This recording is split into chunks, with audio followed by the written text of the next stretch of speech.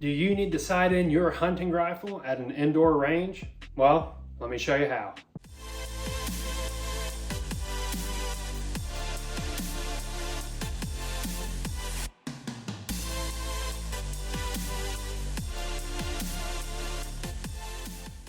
Deer season is right around the corner for me right now, and I'm anxious to get out into the field and do some good old-fashioned hunting. The only issue is I wanted to make sure my rifle here was zeroed in before I hit the field. Having a rifle, hunting with it without knowing if it's zeroed in is, well, frankly, irresponsible. It could lead to a bad hit on an animal, and really, that's the furthest thing from what you want. So I need to get it zeroed in, but I only have access to an indoor range. At this point in my life, I don't have a whole lot of property, and if you live in the city and you have to travel to do your hunting, chances are you don't have access to an outdoor range or a big chunk of property to get your rifle zeroed in. But the key is understanding the ballistics of your firearm. This is my deer hunting rifle. It's nothing fancy. It is just a bolt action Remington Model 7 carbine chambered in .308. So this is a .308, and at the range I went to, I was allowed to shoot this indoors. But before you go into the range and start popping off some rounds, pop it off! Here we go. Do it, yes. You need to check with the range safety officer to make sure that your firearm can be shot indoors. Typically, ranges have limits on what calibers you can shoot inside, so just check with the range owner or safety officer there to make sure that you're not violating the rules. So if it's a classic indoor range, the first thing you want to do is put some paper on your target and send it out to 25 yards. It also is helpful to have this kind of target out at 25 yards because this has inch measurements and grids on it. So depending on where you're aiming, you can see exactly how far off you are, and that is very helpful. So once you get your target out to 25 yards, it's a relatively simple process. You want to aim dead center at the bullseye and pull the trigger. You do not want your point of impact to be exactly where you're aiming at 25 yards. And then this is where understanding your caliber's ballistic comes into play. For a .308, which is my deer rifle, if I have a point of impact at 50 yards, I'm also going to have a point of impact around 200 yards.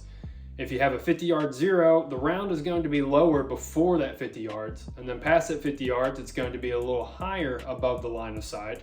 And then finally, it's going to cruise back down to the line of sight around 200 yards. There's a lot that goes into this given the ammunition you use and the grain of the projectile, but this is a pretty good simplification of a .308 hunting round. What you want to do is aim for the center on this target, and at 25 yards, if you have a 50-yard zero, you will be hitting exactly 1 inch low below point of aim. So at 25 yards, all you have to do is adjust your point of impact to hit exactly 1 inch below your point of aim.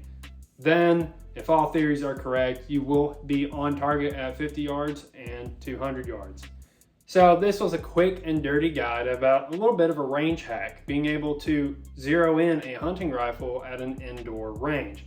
Although you can get a 50-yard zero at an indoor range, I highly recommend, if you have the opportunity to visit an outdoor range, go on and check those out. You can get on your Fish and Wildlife's webpage and look at public land, and most of the time there will be a range on one of those wildlife management areas or one of the Fish and Wildlife's public lands. So do a little bit of research. Chances are there's a range that's a lot closer to you and you didn't even know it.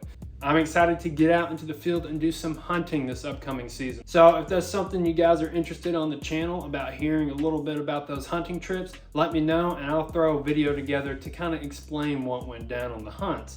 If you're a new or avid hunter, good luck this season. Hopefully this guide helped you out. It was quick and dirty, to the point, but that's what we want for you here on the channel.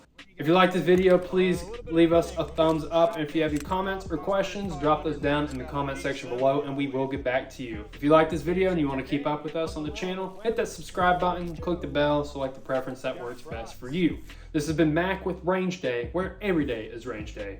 Thank you for watching. Okay, I know I've got like maybe 5 or 6, but I got a full mag right here. I'd rather have a full mag.